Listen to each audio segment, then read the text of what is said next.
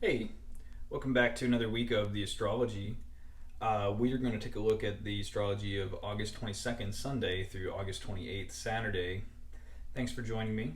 I very much appreciate it, and we're going to get right into it. So, this morning on Sunday, we're coming off of this full moon, and the moon is moving into Pisces, or it just has. The sun is moving into Virgo this afternoon, and on Monday, Venus will make the trine to Saturn retrograde. On August 24th, the moon will move into Aries and the Mercury will make an opposition to Neptune retrograde. On August 25th, we have transits of the moon. On August 26th, the moon moves into Taurus very late in the evening, and early that day, Mercury makes the trine to Pluto. On the 27th, Friday, we have the moon in Taurus making a square to Saturn, and on the 28th, Saturday, we have some more transits of the moon. So, not a whole lot goes on this week.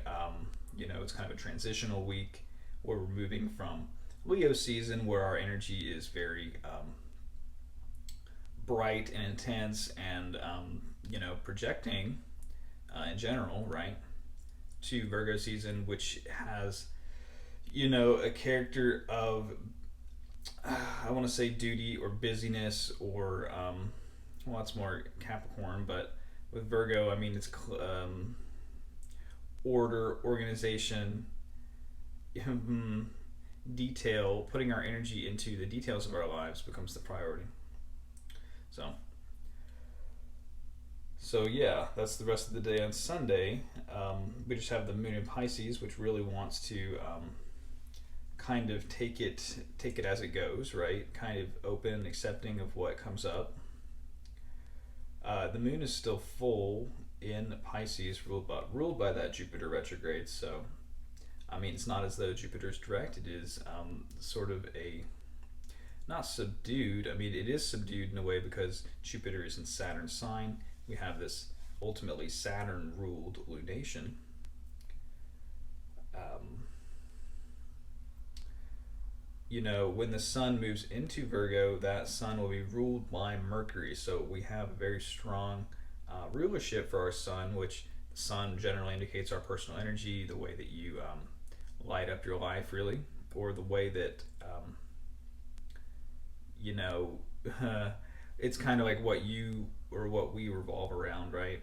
And that could be different for everyone. But anyway, so the moon goes through this T square to the north and the south node. It's it's like a little bit tense. Like honestly, like the rest of today, Friday, Sunday, is a little bit tense, and you know, we kind of want things to keep flowing, but there's this orientation towards details that's come in now that we have to in a way, put both of the lights on. The moon there is making the opposition to Mercury, and the sun there is moving into Virgo. So it becomes very mercurial as we deal with these. Well, I guess the transient time. But let's see.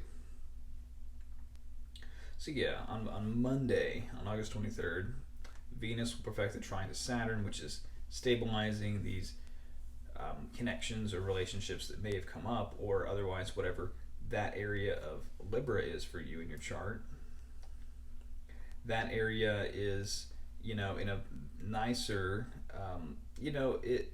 I want to say a stronger configuration than it otherwise would be, right? I think it's supportive to have the planet that's exalted in Libra be making an harmonious aspect to the ruler of Libra while she's in her own sign. So it's stabilizing.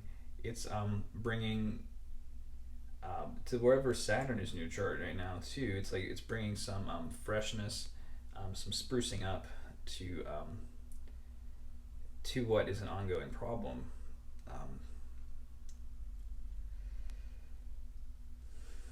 Okay, so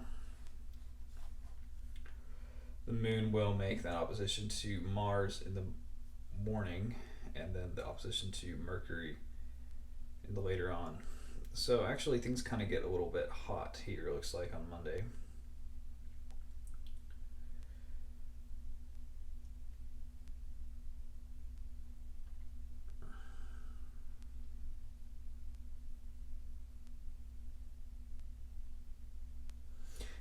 We're stabilizing things. We're taking a mature viewpoint about things, but we're also driven to do things in detail in a way that's not entirely clear. It looks like there's like that detail orientation on one side, Mercury and Virgo, Moon and Neptune on the other side, telling us a story about,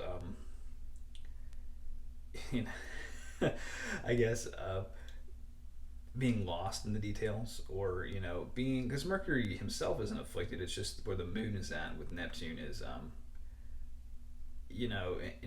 as of a void place in the world. So probably a little bit of a confusing way we feel like we're doing the detail work. We're knocking it out one by one, right? But it's sort of too washed out, I think.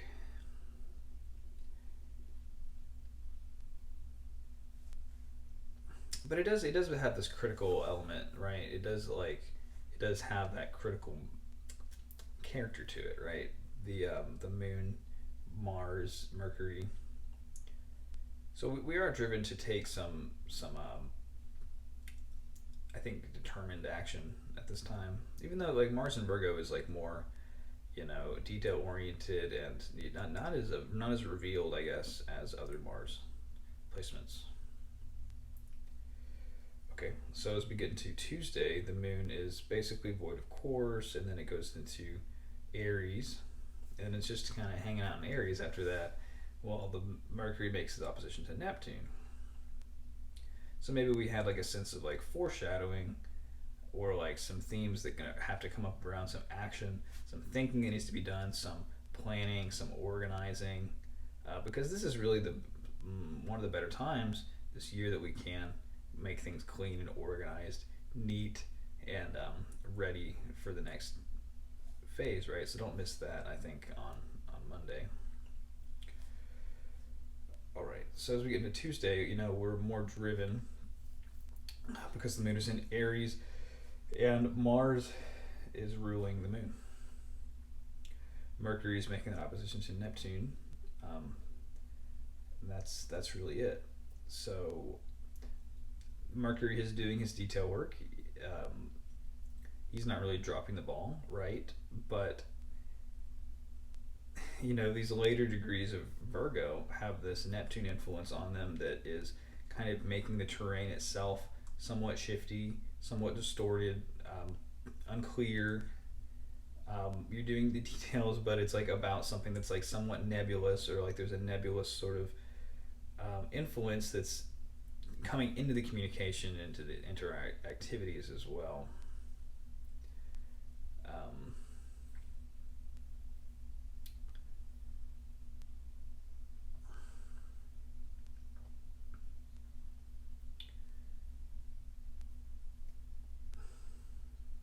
Kind of a low ball, but I mean, not really. That's not even the right definition. But I was thinking about the Mars Uranus trine there, and what's come out unexpectedly about the Taliban takeover of Afghanistan, and how that relates to their currency and like the stability of their currency. And I don't know. I got fed this article that was like, you know, an Afghani man managing his finances through cryptocurrency because of the instability of his currency, and I thought that was all kind of tied together in a way. The unexpected, violent takeover, Mars and Uranus, and it's like a retrograde Uranus too. So I mean, maybe it's not as expressed, like liberation from a government isn't a good thing for many people, right? So probably we've come off a lot of protests on Monday. people are driven to take action. So that the reason I brought that up is like it's that Mars energy that's uh, dominating this moon, right?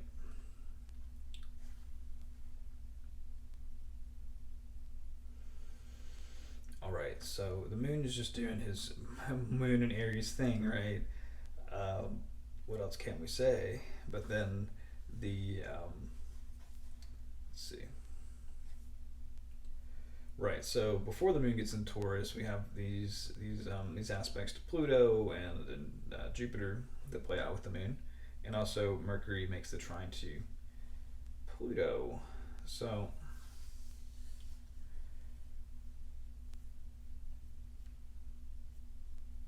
definitely want to be listening out for what Mercury has to say about that on on Tuesday, right? Thursday in the morning, because the moon making that square to Pluto at the same time makes me think that Pluto energy is like really coming out. And then the moon is in Aries, ruled by Mercury, so probably an extremely intense day on Thursday. It's pretty obvious on that one, but critical day. Crises happen on Thursday,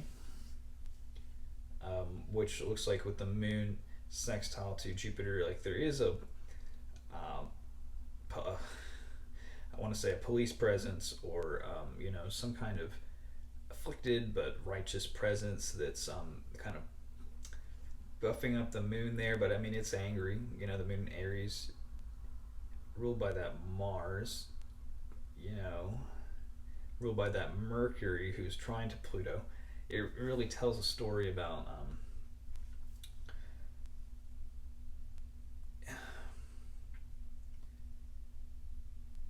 I think it's some communications that we don't want to have if it's like a personal transit. Um, some communications that are just nasty or otherwise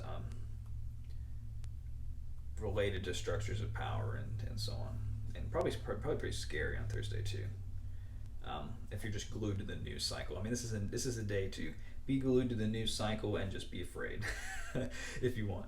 Uh, but anyway, it's kind of the character of Thursday. I feel like not really a nice day to really get anything done, um, but maybe a day where you do get things done and you are driven to get that business done in an extreme way.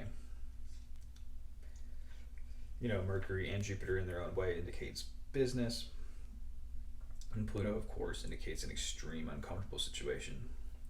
So, as we get into the later hours of Thursday, the moon goes into Taurus, where they will immediately make the trine to the Sun and the square to um, Saturn. So, okay. So once the moon's in Taurus, yeah. So there. Let's see. There's Thursday for you. I don't really, because the moon is avoided. Sorry, we're digressing, but the moon is avoided, of course, off of that sextile to Jupiter, which is fine, better than worse. Kind of maybe ends up better than it started. Um, let's see. And then the moon makes that trine to the Sun, square to Saturn. And Saturn is like at 8 degrees now, and I was actually surprised by that earlier. I guess I didn't know. It snuck up on me that we had already gone back that far. But that means that the moon is in Taurus, and immediately applying to the Sun during its exalted degrees there. So I think the beginning hours of Friday are really nice if you want to like get up and like pray. I think in the morning is probably a really nice time for that. Um, let's see. So the moon will immediately make that square to Saturn. So I mean, it feels nice, but we immediately have to deal with the cold realities of life and our duties, and probably the ways that our duties have become painful, and there's like a sense of restriction around like just getting things merely done. Because Saturn wants at least the minimum, and that's it. There's no compromise about that. So you have to even though it's like a difficult configuration. You want to be comfortable. It feels, I don't. It's not like icky, but it feels like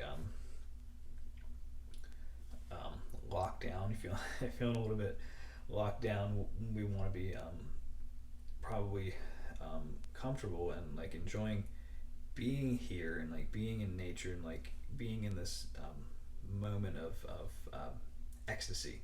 It's what we want it to be. But with Saturn, no, we're gonna have to do life on Friday.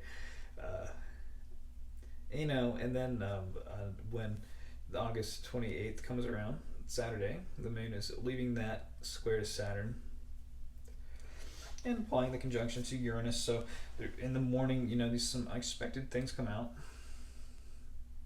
Some liberative situations come out, probably relative to that. Or you notice the contrast between Saturn and then how far out things can go with Uranus, right? If you're awake at that time in the morning. But it might be interesting because, you got this first lunation with the moon on Uranus retrograde. So maybe we can see in the morning there, whenever you get up, kind of like what that might really be right now. Okay, so as we get into the later hours of Saturday, the moon's making the trine to Mars and the sextile to Neptune. So get that in the mid-afternoon and then later on at night. So yeah, probably hard to sleep on this day because the moon Uranus very bright, still pretty bright moon on top of that planet.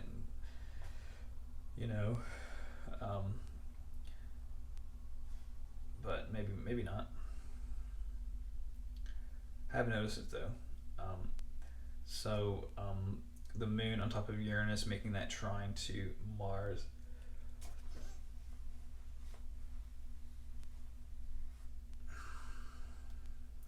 If Mars in Virgo is like, covert operations or hidden violence or, a sense of things getting done in detail, and we have the moon on top of Uranus there, it's really finding completely new ways to do all those things that we've been identifying as been a part of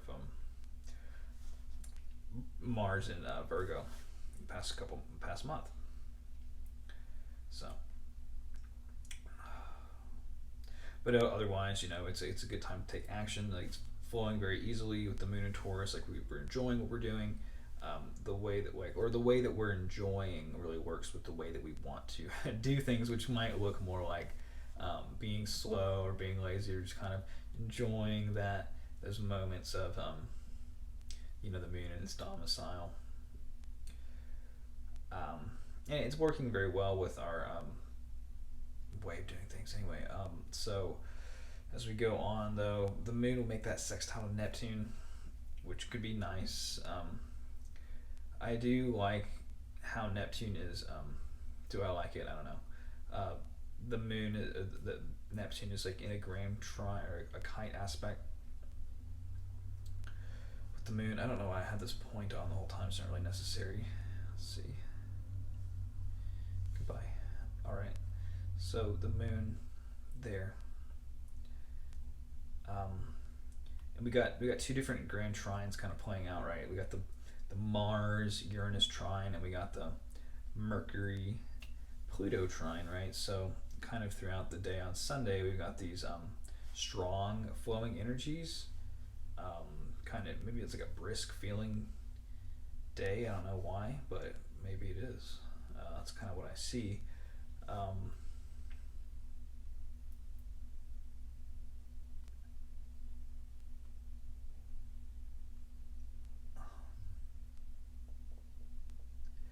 Looks very busy and active by that time, which I don't know. Maybe not. Maybe we're like kind of in a space where we want to like enjoy and just kind of easily flow with our activity and our communications at this time, and that's good. That's nice. All right. So that's really all I had for you this week. Not a lot goes on this week. The Venus is still doing that overcoming, trying to Saturn and Jupiter too. So I mean, that's nice. I like that the Saturn is going to get all these trines, right? We got this trine from Venus, that's going to be a trine from Mercury, and a trine from Mars, which is better than worse, I think, as far as like integrating these energies, I guess, into a structure or into your planning or into well, Saturn can also just be the pain of dealing with material reality, right? So like however that shows up for you. So I mean, it's good that we have Venus mollifying that, and that Mars, when Mars gets into Libra, might be not as fun. But anyway, I hope you have a good week. I hope this was helpful. God bless you, and I'll catch you on the next one. Peace.